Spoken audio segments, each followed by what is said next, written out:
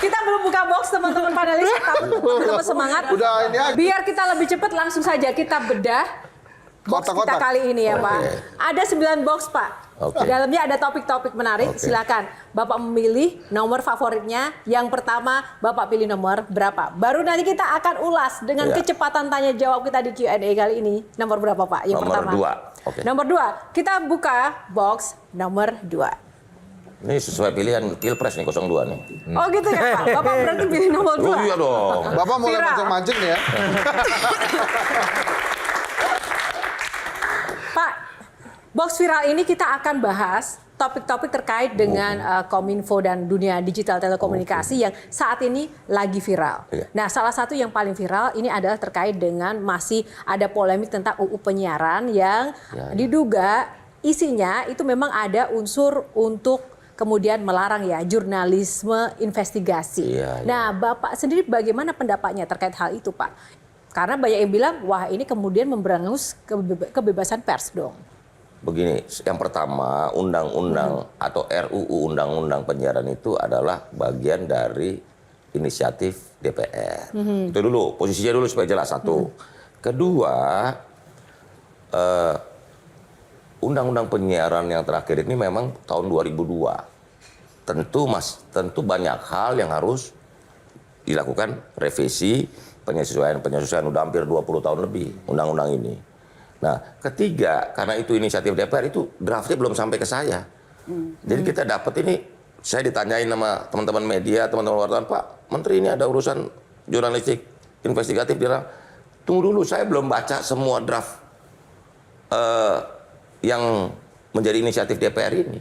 Sehingga mana yang mau dibicarakan, mana yang mau didiskusikan, belum. Kan tetap aja nanti daftar inventaris masalahnya dari kita juga, dari pemerintah, begitu loh. Tapi secara umum Pak, walaupun belum membaca draft itu, dengan adanya wacana dan isu itu, bagaimana tanggapan Bapak terkait dengan kebebasan pers jika ada poin-poin yang dilarang? Bagaimana juga Bapak melihat pers sekarang? Ya gini, undang-undang penyiaran ini kan bentuk dari penyesuaian zaman karena sudah hampir 20 tahun yang lalu tuh, 22 tahun yang lalu. Sehingga ada penyesuaian, tapi secara substansi saya juga lihat, loh kok investigasi dilarang di media, gimana caranya justru.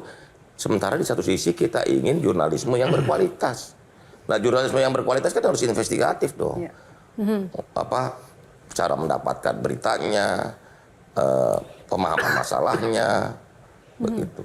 Akhirnya Cross checknya gitu loh. Sehingga Akhirnya kan memunculkan jurnalisme yang berkualitas. Makanya saya sudah telepon Ibu Ketua Komisi 1, kok ini ada pasal jurnalisme investigatif dilarang. Tanggapan beliau Pak? Ya ini kan masih draft, belum diskusikan gitu. Kita juga nggak tahu mana versi yang asli, mana yang enggak, kita nggak ngerti. Gitu loh. Karena yang kita dapat saya udah baca itu udah kok terlalu melebar gitu. Kalau Pak Tejo, sesama wartawan. Ini sama-sama jurnalis ya. Jurnalis itu kan pasti senangnya investigasi. Oh, iya dong. Supaya kita beda orang tahu. Kalau kita datang ke jumpa pers terus nyatet gitu. Oh, iya. Itu kan bukan nggak seru lagian kalau sudah gitu sudah ada media sosial. Iya. Orang pengennya kedalaman kan. Iya, kedalaman berita. Makanya kita demo, Pak. Iya. Bapak yang mimpin, saya di belakang, Pak. Saya udah ngomong sama Bu Ketua Komisi, nanti kan kita diskusi. Itu nggak tahu aspirasi mana semua ditumpuk di sana.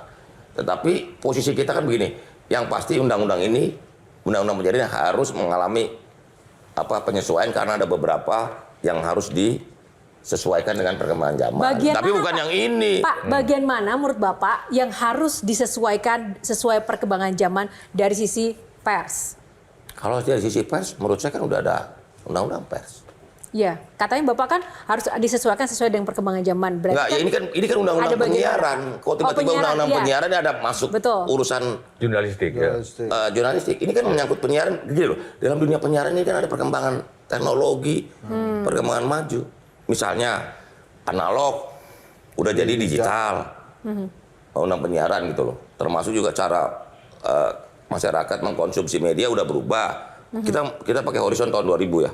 Ketika undang itu didirikan tahun 2002, diluncurkan 2002, belum ada yang namanya YouTube, belum ada yang namanya Facebook, belum ada yang namanya Instagram, TikTok dan sebagainya.